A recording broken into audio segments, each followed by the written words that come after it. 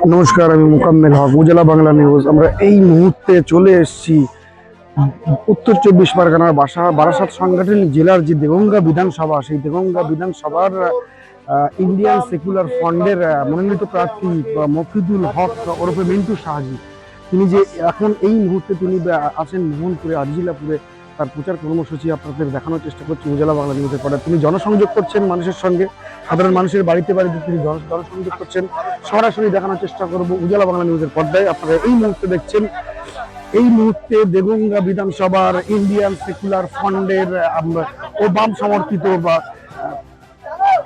প্রার্থী মফিদুল হক মিন্টু শাহজি, তিনি এই মুহূর্তে কর্মী সমর্থকদেরকে নিয়ে আইএসএফ ও বাম সমর্থিত যে কর্মী সমর্থক মিলিতভাবে জোটবদ্ধভাবে তাদের সমর্থনে তিনি এই মুহূর্তে প্রচারে আছেন নুননগর পঞ্চায়েতের মোহনপুর গ্রামে, মূলত মোহনপুর গ্রামে।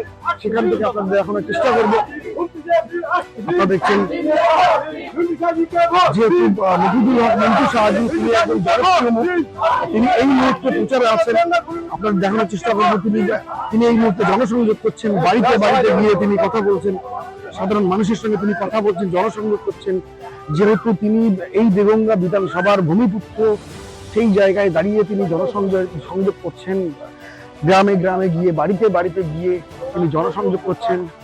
তিনি সাধারণ মানুষকে আশ্বস্ত করার চেষ্টা করছেন যে এই মুহূর্তে আপনাদের দেখানোর চেষ্টা করব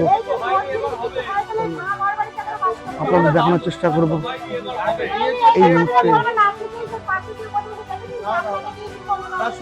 আপনাদেরকে দেখানোর চেষ্টা করব তিনি এই মুহূর্তে নুননগর পঞ্চায়েতের আজিজিল্লাপুর ঘোষপাড়াতে তিনি মানুষের সঙ্গে জনসংযোগ করছেন। যেহেতু মিন্টু শাহজি ওরফে মফিদুল হক ওরফে মিন্টু শাহজি তিনি জনপ্রিয় মুখ দেগঙ্গা বিধানসভার, তিনি সাংবাদিকদের মুখোমুখি হয়ে কি বলছেন সেটাও আপনাদের দেখানোর চেষ্টা করবো।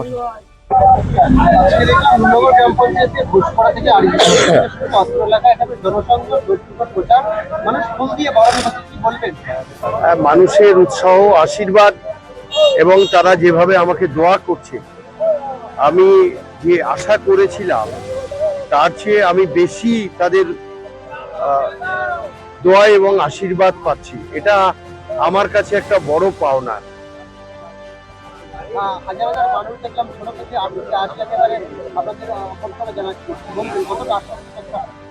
দেখো, সেই 1993 সাল থেকে দেগঙ্গার মানুষের সঙ্গে আছি এবং ছাত্র ছাত্রী, তাদের পরিবার অঙ্গাঙ্গহীন ভাবে তাদের সঙ্গে যুক্ত বিভিন্ন কাজের মাধ্যমে। আর বিভিন্ন পদাধিকার ছিলাম, বিভিন্ন কাজে তারা গেছে। আমি কোনো দল দেখতাম না, মানুষ হিসাবে কাজ করেছি। যে মানুষ যখন যে অবস্থায় গেছে, চেষ্টা করেছি, আমি বলবো না 100% আমি করতে পেরেছি, কিন্তু তারা জানে এটুকু যে আর কিছু না হলেও মিন্টু শাহজির কাছে গেলে আমাদের কথা শুনবে, বোঝার চেষ্টা করবে এবং একটা আন্তরিকতার সঙ্গে কাজ করার চেষ্টা করবে। এই বিশ্বাসটা মানুষের আমার উপরে আছে। সেই জন্য আজকেই ভোটের প্রচারে আজকে দেখছো আমাদের একদম ইয়াং থেকে এই বয়োজ্যেষ্ঠ মানুষরা যেভাবে এই রৌদ্রের মধ্যে, এত বয়স 76-80 বছর বয়স, 66-70 বছর বয়স, তারা যেভাবে এই রৌদ্রের মধ্যে ঘুরছে, আমি তাদেরকে বলার চেষ্টা করছি আপনারা বাড়িতে যান, আমরা করছি। তো বলছে না, আমাদের কাজ হচ্ছে এই প্রেক্ষাপটে দাঁড়িয়ে, রাজনৈতিক প্রেক্ষাপটে দাঁড়িয়ে তোমার কাছে, তোমার পাশে থেকে মানুষের কাছে পৌঁছানোটাই আমাদের বড় কাজ। সেই জন্য আমাদের কষ্ট হলেও আমরা 29 তারিখে এই কষ্ট করতে রাজি আছি। যত সময় না আমাদের ভোট হবে তত সময় আমরা এইভাবে রাস্তায় মানুষের সঙ্গে থাকি।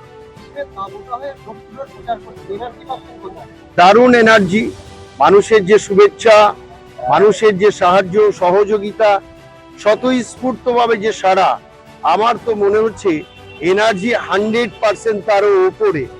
যেভাবে তারা দেখছো স্ব কর্মীরা, বয়োজ্যেষ্ঠ মানুষরা, এখানে ডাক্তার, এখানে আমাদের মোহামেডান ফ্যান ক্লাবের রাকিবুল একটা আমাদের পরিচিত মুখ, আমাদের মেম্বাররা আছে, পঞ্চায়েত সমিতি মেম্বার আছে, গ্রাম পঞ্চায়েতের মেম্বার আছে, আমাদের অমিত বাবুরা আছে, আমাদের বেল্লাল বাবুরা আছে, আমাদের সকলে আছে, এদের যে সাহায্য সহযোগিতা, আমার কাজ করার ইচ্ছা ছিল 1 ঘন্টা, কিন্তু তাদের উৎসাহ সহযোগিতা দেখে আমার এর 5 গুণ করার মনের একটা মধ্যে একটা যেন কেমন হচ্ছে যে আরো আরো মানুষের কাছে পৌঁছাতে পারলো, মানুষের দোয়া এবং আশীর্বাদ পাওয়া।